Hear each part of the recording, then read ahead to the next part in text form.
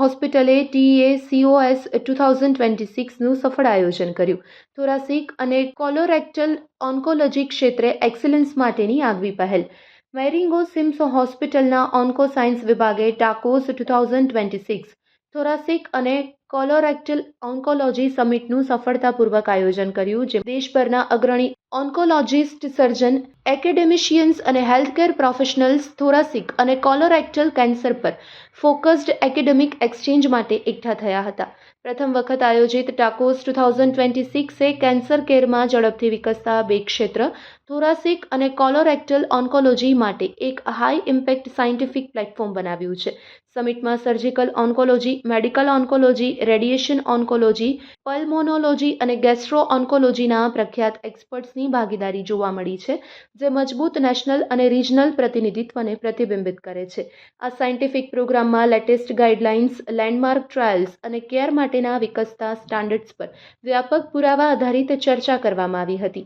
આ સમિટનું મુખ્ય આકર્ષણ લાઈવ કેસ આધારિત ચર્ચા હતી, જ્યાં ક્લિનિકલ કેસ પર એક્સપર્ટ ઇનસાઇટ્સ અને પ્રેક્ટિકલ ડિસીઝ મેકિંગનો એપ્રોચ રાખવામાં આવ્યો હતો. કોન્ફરન્સમાં ક્વિઝ સ્પર્ધા, એબ્સ્ટ્રેક્ટ પ્રેઝન્ટેશન અને ઇન્ટરેક્ટિવ સેશન્સ દ્વારા યુવા ઓન્કોલોજિસ્ટને એન્ગેજ કરવામાં આવ્યા હતા, જેનાથી ઓન્કોલોજી પ્રોફેશનલ્સની આગામી જનરેશનને પ્રોત્સાહન મળે.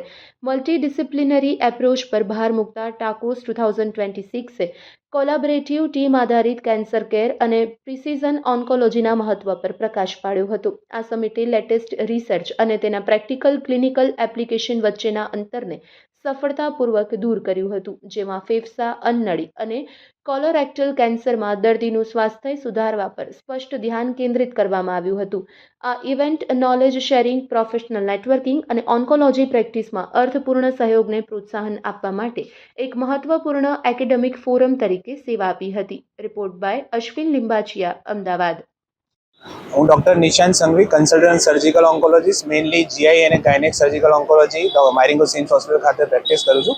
મારી સાથે senior medical oncologist doctor Bhavesh Parekh અને radiation oncologist doctor Devang Bhavsar પણ અવેલેબલ છે. અમારી આ મેઇન કોન્ફરન્સનો જે હેતુ હતો કે જે રીતે કેન્સર સાયન્સ દિન પર દિન આગળ વધી રહ્યું છે અને કેન્સર પણ ખૂબ ઝડપથી વધી રહ્યા છે, તો આજના દિવસે નીડ ઓફ ધ અવર એ છે કે દરેક સાયન્સમાં ખૂબ જ ઊંડું ઉતરીને ડૉક્ટરે પ્રેક્ટિસ કરવી પડશે. અમારે જ્યારે સ્ટડી કરીને બહાર નીકળ્યા હતા, આજના દિવસમાં જે કેન્સરની ટ્રીટમેન્ટ થઈ રહી છે એમાં ખાસો ફરક છે. ડેલી અમારે પણ નોલેજ અપડેટ કરવું પડે છે. કોઈ પણ એક ડૉક્ટર માટે ડે ટુ ડે લાઈફમાં રૂટીન પ્રેક્ટિસમાં આ નોલેજ ગેઇન કરવું એટલું શક્ય હોતું નથી. પણ આવા જે કોન્ફરન્સનો હેતુ મેઇન એ જ છે કે દેશના પ્રખ્યાત બધી જ ફેકલ્ટીઝ એક જગ્યાએ એકત્રિત થાય, detail discussion, point to point discussion થાય, જેમાં દરેક પોતાનો એક્સપિરિયન્સ શેર કરે અને સાથે સાથે સાયન્ટિફિક પુરાવા પણ શેર કરે. એનાથી એક કોમન કન્સેન્સસ ગાઈડલાઇન બને કે જે ડે ટુ ડે પ્રેક્ટિસમાં અમે એપ્લાય કરી શકીએ. આજથી 5 વર્ષ પહેલાં કદાચ અમે જે પ્રેક્ટિસ કરતા હતા, આજે જે પ્રેક્ટિસ કરીએ છીએ અને કદાચ આવતીકાલે જે પ્રેક્ટિસ કરશું એમાં ઘણું અંતર હોય છે. તો મુખ્ય હેતુ એ છે કે દિન પર દિન દરેક ડૉક્ટર પોતાનો નોલેજ અપડેટ કરે, જેનાથી પેશન્ટને બેસ્ટ સર્વિસ મળી શકે. અને પર્ટિક્યુલરલી જે જુનિયર ટ્રેનિંગ ડૉક્ટર્સ છે કે જે લોકો પણ આમાંથી ઇન્સ્પિરેશન લઈને એમાંથી નવું ને નવું શીખતા રહે. તો પર્ટિક્યુલરલી જે સોલિડ ઓર્ગન્સની આપણે વાત કરીએ તો જે ફેફસા છે, અન્નનળી છે અને કોલોરેક્ટમ એટલે કે આંતરડા અને મળમાર્ગના કેન્સર છે, આ 3 કેન્સર દિન પર દિન ખૂબ ઝડપથી વધી રહ્યા છે. જેનું મુખ્ય કારણ આપણી ઓબેસિટી, ફિઝિકલ એક્ટિવિટીઝનો અભાવ અને જંક ફૂડ્સ અથવા ચરબીયુક્ત આહારની પદ્ધતિઓ છે. તો એટલો બધો મોટો બર્નિંગ પ્રોબ્લેમ છે અને એક નેશનલ હેલ્થ ઇશ્યુઝ આપણે ગણી શકીએ છીએ.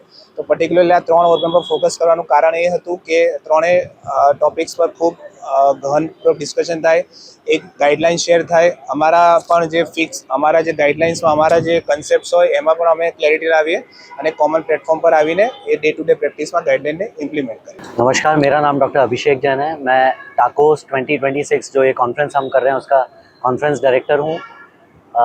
ये जो हमारी कॉन्फ्रेंस है टाकोस, इसमें हम सिर्फ 2 दिन 1.5 दिन चेस्ट के कैंसर्स और पेट के कैंसर्स का ही डिस्कशन करने वाले हैं.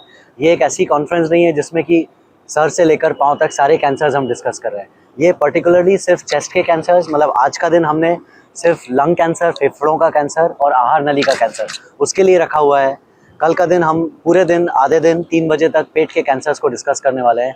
इसमें हम इन कैंसर्स में उपयोग होने वाली कीमोथेरेपी, रेडिएशन थेरेपी, कौन कौन सी डिफरेंट सर्जिकल टेक्निक्स हैं, रोबोटिक सर्जरी हुई या फिर ओपन करके या छोटे से कट से दूरबीन से करने वाली सर्जरी, ये सारी चीज़ों को हम डिस्कस करने वाले हैं।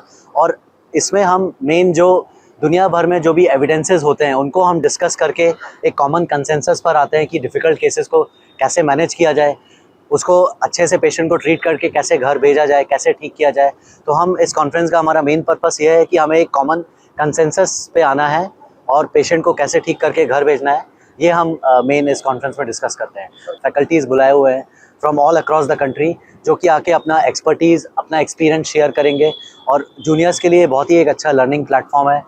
इस कॉन्फ्रेंस में हमने एक जूनियर्स के लिए क्विज कंपटीशन भी रखा हुआ है, पेपर, पोस्टर प्रेजेंटेशंस। सो ये बहुत ही एकेडमिकली रिच एक हमने एक प्रोग्राम फिक्स किया हुआ है 1.5 दिन तक, जिसके बारे में और आपको doctor Bhavesh, doctor Devang, doctor Nishant बताएंगे।